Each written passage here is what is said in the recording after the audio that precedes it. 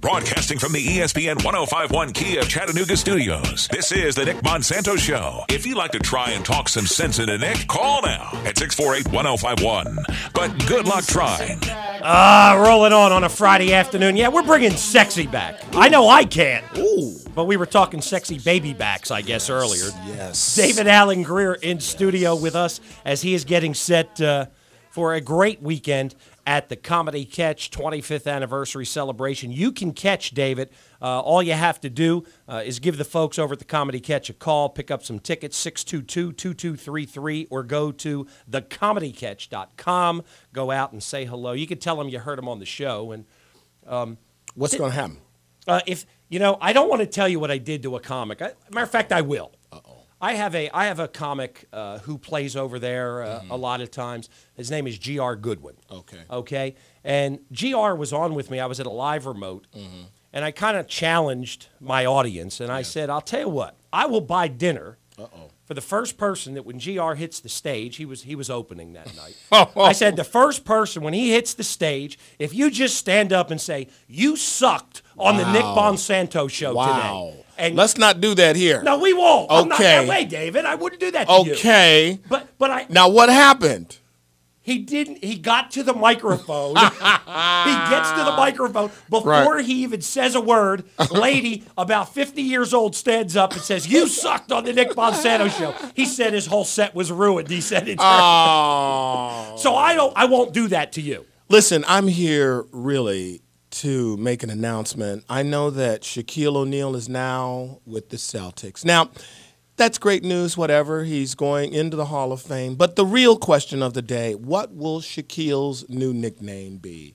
And I'm here to announce it. You have it? Because there have been a lot out there. There have been a lot out there. I do. All right. He will now be called the Shapricon.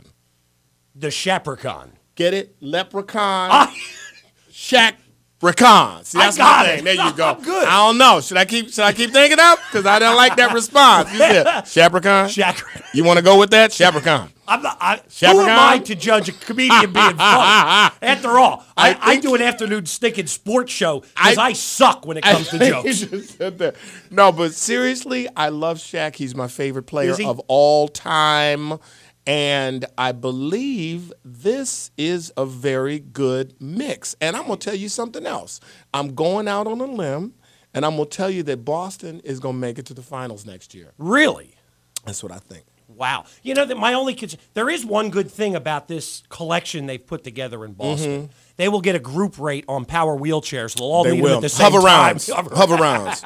But let me tell you something. Like old men, like boxers, if you catch them on the wrong night, when everybody ice their knees and all the Advil is kicking in, look out.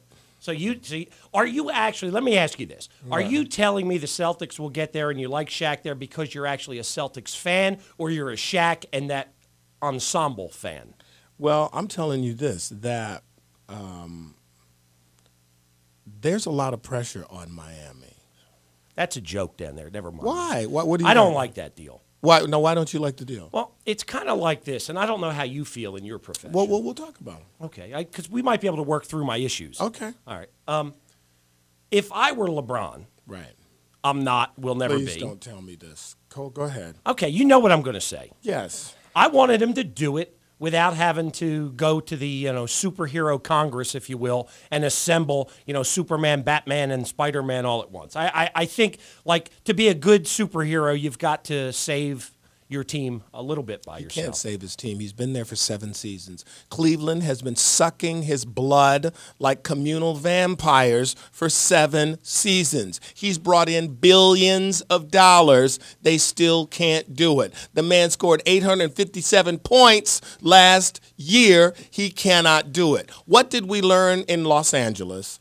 What did Kobe learn? It took him half his career to learn he can't win a championship by himself. They've got to build a team around him. Now, he's given these knuckleheads 7 seasons. They are incapable of forming a team around him. LeBron didn't leave Cleveland. He was kicked out of Cleveland, okay, by their inept management of that team. They fired the coach that took them all the way to the finals. Okay? You don't think he had any say in that?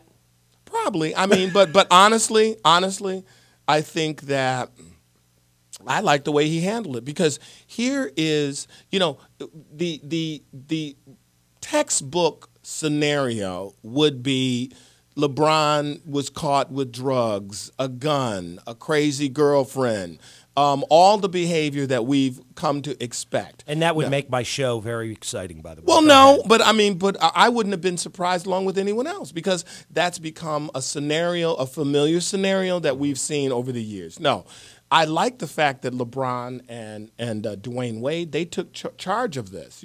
Owners make decisions every day because they want to make money.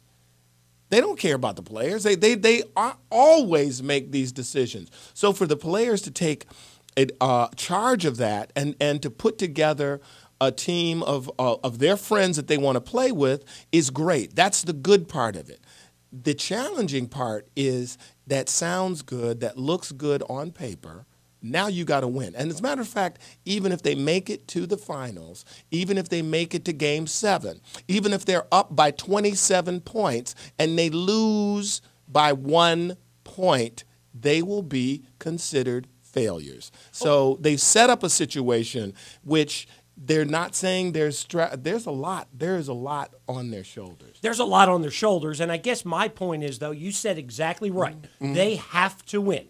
All of it. They have to win. They can't win. If they don't win the whole ball of wax, go home. Yeah. But even when they do, there will be the skeptics. I guess I'm one of them. I raise my hand. I may be one that's going to say, did you really earn that, or did you just buy the stinking thing? Well, that's exactly right. That's exactly right. But to say that he should have stayed in Cleveland, well, Cleveland should have kept him. I mean, come on. And also there's other aspects. I mean, I do understand that he grew up there and all this kind of thing, but also he's got a big entourage. He's got everybody on the payroll. All those guys are around there. And maybe he felt, his legacy really is how many rings you got. And he doesn't have any rings. That's what he really wants. So this was the move. It was either Miami or Chicago. If you would have gone to Chicago, everybody would have said you should have gone to Miami, because that's what sports guys do. You know that. Well, that's true. And I guess if you could be in Cleveland or South Beach, where are you going? Cleveland. No one said David Allen Greir was smart. Hang on, we're going to come back with more. I don't mean to insult you, please. No, that's really a bad thing that I do. We'll come back with more. David Allen Greir continues with us. It's 105.1 ESPN Radio Chattanooga. You're listening to The Zone.